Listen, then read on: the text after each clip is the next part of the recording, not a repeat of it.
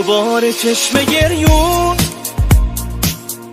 دوباره باد و بارون، همش تو فکر اینم چه حالی داره با اون. دوباره بیقراری،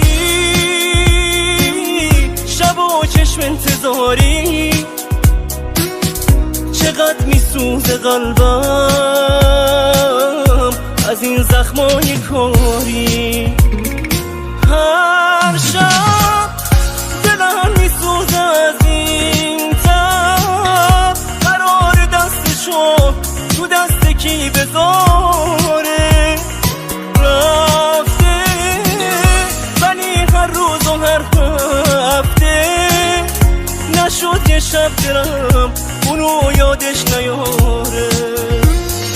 هر شب دلم میسوزه از این تب، قرار دستشو تو دست کی بذاره.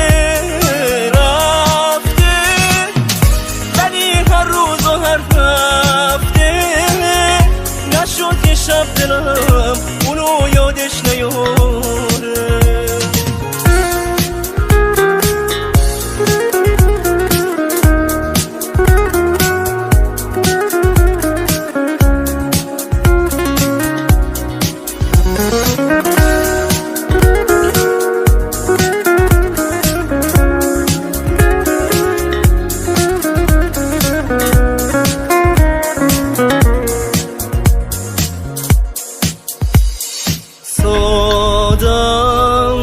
که دل به عشق اون دادم، که رفته بود و من زخمامو کامل میکردم. شاید دلی که دادم و باید به جای عشق اون قلبمو عاقل میکردم.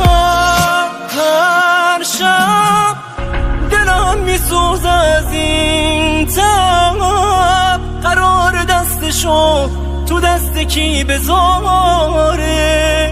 رفته ولی هر روز و هر هفته نشد یه شب دلم